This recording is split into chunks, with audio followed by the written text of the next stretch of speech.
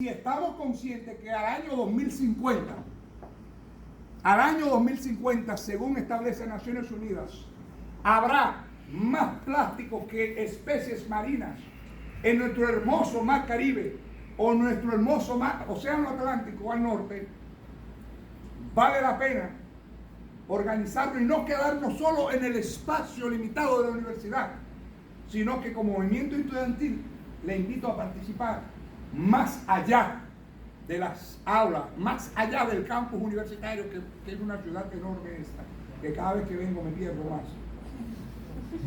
Y no ser apático ante las problemáticas sociales. Cada ciudadanía, no ser indiferente, decíamos nosotros cuando éramos dirigentes estudiantiles, que nos movilizábamos y decíamos, la indiferencia es una vergüenza. Nosotros, yo creo que es más fácil decir, vale la pena luchar, vale la pena construir una mejor ciudadanía, una mejor sociedad. Entonces, ¿qué yo le digo, por ejemplo? Si yo puedo, no es que no use una botella plástica, pero si yo puedo llevar esto donde quiera que voy, quizás no se dan cuenta, pero es una botella menos plástica. Me di cuenta durante el COVID que en un par de semanas yo tenía 56 botellas en mi apartamento. Yo acá, pero yo estoy viviendo solo y las conté porque a mí no me gusta limpiar. Me están riendo, me están diciendo asqueroso. Pues resulta, señores, que yo me di cuenta 56 botellas. Pues no más plástico. Entonces compro botellón y el botellón lo voy echando ahí. Es una acción individual. Ahora, qué bonito fuera si hiciéramos una cadena de compromiso de que al próximo mes, lo que somos de encuentro, punto de encuentro, digamos, pero vamos a hacer un botellón de esto. Y el que pueda comprar lo compra y le pongo punto de encuentro. Y tú te dirás, pero ven acá, ¿por qué anda con esto? No, hay uno que anda con una Biblia. Yo creo que también esto es una Biblia que puede salvar el planeta. Si nos damos cuenta que por lo menos nosotros, que somos más vulnerables como ellos, usamos cada vez menos. No es que no se va a usar el plástico, se va a usar. Pero la tendencia debe ser a concientizar a la humanidad. Nosotros protestábamos antes atacándolo todo. Yo creo que hay formas novedosas de hacer visibles las demandas y no hay que recurrir ni a la ofensa, ni al grito, ni a la descalificación. Porque con quien tú crees que tiene diferencias hoy, mañana puede coincidir en alguna jornada de lucha en favor del estudiantado, de la humanidad, de la universidad o en favor de la humanidad. Debe ser un compromiso de todo hombre o mujer consciente que estime no solo ser profesionales, sino también ser seres humanos comprometidos con transformar el mundo, pero transformarlo para bien.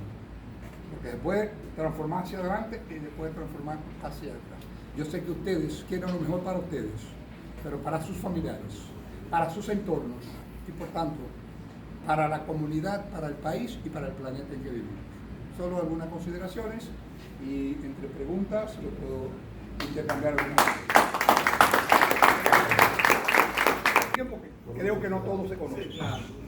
George, un placer, egresado de aquí a la universidad. Partiendo de lo que usted dijo, que la cuna de la democracia nace en los movimientos sociales, en toda su vertiente, político, no político.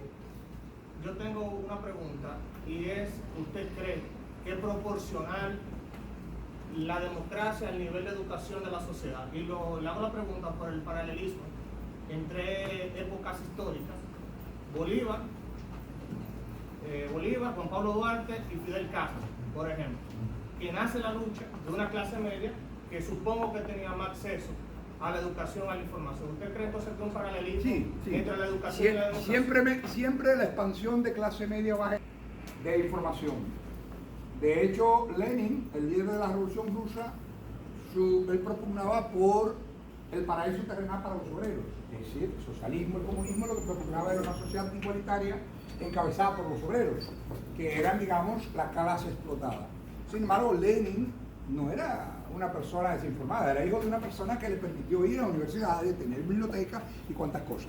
Los hijos de los obreros no podían, porque un obrero trabajaba 20 horas no tenía derecho a descanso y moría a los 30 años con una barba hasta el suelo y ya adulto. Una persona de 30 años en 1869, para la época en cuando se escribe el manifiesto comunista que Carlos Marx y Engels dicen: revelaos, obreros, nada tenéis que perder, probablemente solo pierdan sus cadenas. Pero eran los obreros que trabajaban 20 horas y duraban 20, su esperanza de vida era 30 años. Si Marx o Engels se imaginan que en los países escandinavos, Noruega, Suecia, Dinamarca, incluso en Europa Central y Europa del Norte y del Sur, iban a tener los niveles de vida, de cohesión y de igualdad que hoy exhiben, quizás no plantean la dictadura Lenin del proletariado, sino buscar por vía de la participación electoral democrática niveles mínimos de igualdad que permitan que el dueño de la Sony lleve a su hijo al mismo hospital y a la misma escuela donde lo lleva el obrero o el chofer del dueño de la Sony. Esas son sociedades igualitarias. Hoy la sociedad dominicana es mucho más igualitaria que hace 70 años o que hace 30 años. Cuando Trujillo, aquí a la universidad, solo podían venir muy pocos pobres. Quienes tenían acceso a ella eran personas que podían formarse. Quien tenía un título profesional en el año 1930 era porque su padre fue cónsul, embajador, o eran ricos y podían enviarlo en Francia, a España o a Inglaterra. Pero era una sociedad totalmente desinformada. Entonces era un 1% de la mujer que podía ser profesional. Hoy cada graduación tú ves que el 70% de las mayores calificaciones de mejor desempeño son mujeres. Pero más de la mitad de quienes se gradúan son mujeres. Entonces, ¿cómo usted me dice que la sociedad de hoy es peor que la sociedad de 1960? Cuando en 1960 usted ve todas las imágenes y ¿quiénes se movilizaban? ¿Quiénes eran a la izquierda? Ricard, Vicini, porque era el 1% que podía venir a la universidad. Pero una sociedad como en Mao, en Santiago, en La Vega, en Santo Domingo, en el este, en el sur, hay extensiones de la UAS y un paquete de universidades privadas. ¿Y cómo usted me puede decir que una sociedad donde hay tantos vehículos en la calle puede ser como una sociedad donde en Santiago en 1970 habían 300 vehículos y pertenecían a 4 familias? Venga con esa, señor.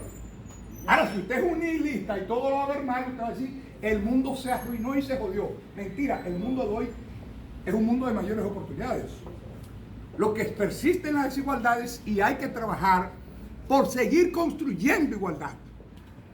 Pero la democracia, como esa construcción de igualdad y de justicia social, es un edificio que se construye ladrillo a ladrillo. Es un proceso que no puede cesar, que no puede detenerse. Y ustedes como colectivo estudiantil tienen el compromiso social de trabajar en la dirección.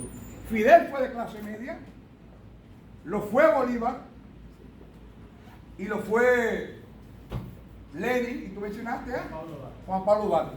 Eran sectores medios informados. Si a Duarte no lo miran a estudiar a Europa, probablemente no hubiera tenido las nociones libertarias que le permitió el andamiaje ideológico para entrenar jóvenes que dijeran: es necesario separarnos. Pero no de Haití, porque no era racista ni antihaitiano, sino de cualquier nación, porque teníamos nuestra propia identidad. Y otros que sí creían en la separación participaron, pero participaron porque buscaban beneficio entregándose a los Estados Unidos, a Inglaterra, a Francia o a España, como terminó Pedro Santana, o como lo intentó varias veces el delincuente de Buenaventura Báez. Pero definitivamente los movimientos sociales de hoy, en mi libro destaco que uno de los factores que han hecho que los movimientos sociales sean tan estremecedores en la sociedad dominicana y en América Latina es porque ha habido una expansión de clase media. Pero la expansión de clase media trae consigo mayor nivel de información, mayor nivel de criticidad, mayor nivel de oportunidad de identificar que otras sociedades se movilizan y en consecuencia mayor oportunidad de reclamar con conocimiento, con conciencia y con información. Pero a los movimientos sociales cada día se le suman más aliados influyentes de la academia. Es decir, no tiene tanto éxito el impacto de la isla artificial, de la lucha contra la cementera en Gonzalo y los haitises, si no encuentra el apoyo de la Comisión Ambiental de la UAS, de la Academia de Ciencias de la República Dominicana, de los y las ambientalistas del país y profesionales destacados de distintas áreas, artistas, medios de comunicación. Esos son aliados influyentes de los movimientos. ¿Alguna otra pregunta? Te identifica, por favor. Juan Pablo Hernández.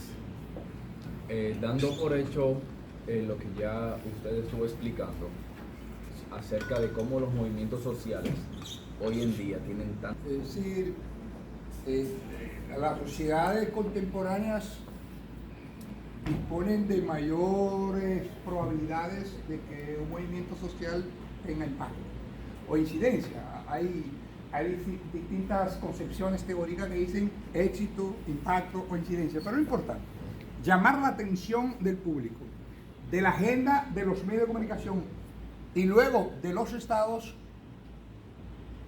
se logre o no la demanda, el solo hecho de participar, de alertar, ya es un elemento de ganancia. Pero crecen las probabilidades porque cada coyuntura histórica genera las herramientas, y lo destaco en el libro. La era de Gutenberg, cuando apareció la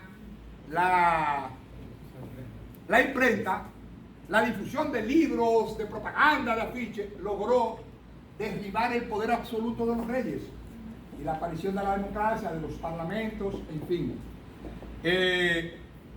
Pero la aparición de la televisión fue el factor decisivo para que las protestas y exigencias de cientos de años por los derechos civiles de los afroamericanos, es decir, de los descendientes de esclavos en los Estados Unidos, hizo que Martin Luther King y otros líderes y lideresas del movimiento pro derechos de los negros en los Estados Unidos, que todavía en 1960 no podían montarse en el mismo asiento en el autobús que los blancos, no podían ir a la misma plaza comercial que los blancos, no podían montarse en el mismo tren que un blanco, en el mismo avión.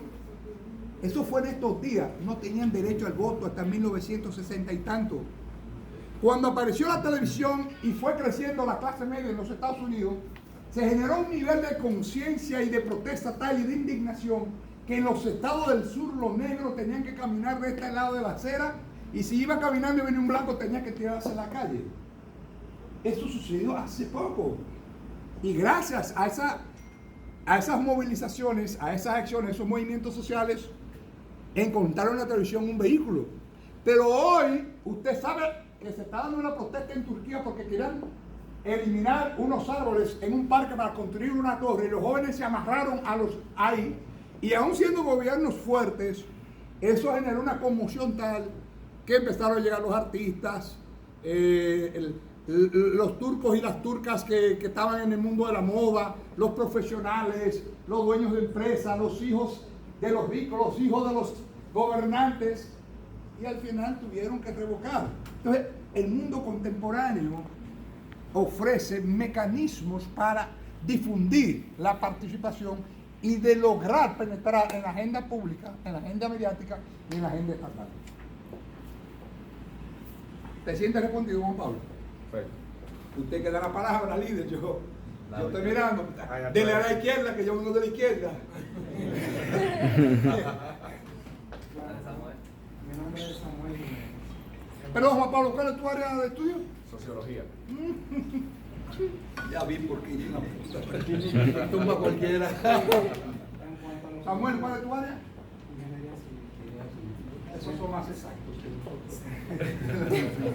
En cuanto a lo que dijo mi compañero Juan Pablo, sobre que si nosotros los jóvenes hacemos una marcha, por ejemplo, como la Marcha Verde, llamamos mucho la atención, y el gobierno, o hacia el gobierno, va a ver que son jóvenes y van a, por ejemplo, como él dijo, que fueron muchos los artistas y eso, va a crear un gran boom, y ahí no van a prestar atención. Así es. Así es. Así es. ¿Alguien más? José Apolinar, ingeniero industrial. Con respecto a los movimientos sociales, desde su perspectiva o de su experiencia, ¿cuál usted crea que sea lo que usted considera a corto o mediano plazo que se pueda manifestar o que los jóvenes se puedan integrar según su perspectiva? Mire, de los movimientos más impactantes que yo analizo en el siglo XXI, naturalmente las dos primeras décadas, del año 2000 al año 2017, al 2020, digamos, porque la Marcha Verde, hay quienes dicen que tuvo efecto, tuvo mucho efecto, tanto que se llevó el gobierno de camino. Es decir, la gente dice, bueno, sí ganó el PRM, pero fue generándose una acumulación de demandas, de enojos, de indignación, y el liderazgo político tiene que entender que las sociedades cambian y que por tanto no pueden seguir reaccionando o gestionando crisis o respondiendo a las demandas ciudadanas de manera indiferente. Ya no puede estar encerrado, debe saber que hay una ciudadanía más crítica y reflexiva, una ciudadanía más dispuesta a movilizarse, una ciudadanía más sofisticada e informada, y una juventud que aunque dicen que qué inteligente era tal persona en 1960, no es verdad. Una persona en 1960 no puede tener ninguna información que tiene ninguno de ustedes. No solo por lo que ustedes han leído, es porque no habían 10 libros en aquella época. Es que la capacidad de informarse, claro, información válida, información buena, de calidad, pero también información tan chatarra como la era de la información, la era de internet. Claro. Estimo que los temas que más van a movilizar seguirán siendo los temas ambientales. Y el mismo tema de la corrupción parece que duerme, pero yo digo ahí que en algún momento despierta como un volcán en erupción. Claro. Es decir, que ningún gobierno estará libre, por tanto, deben ser más cautelosos, más cuidadosos, pero sobre todo tener un oído más sensible al clamor ciudadano, al clamor de la calle, porque hoy la calle tiene la capacidad de estremecer y de remover simientes que antes no podían mover con una simple protesta en la esquina. Pero lo que hoy comienza como una protesta en la esquina, como fue lo de la protesta de los paraguas amarillos, yo me puse a ver la imagen en una publicación que hicieron sobre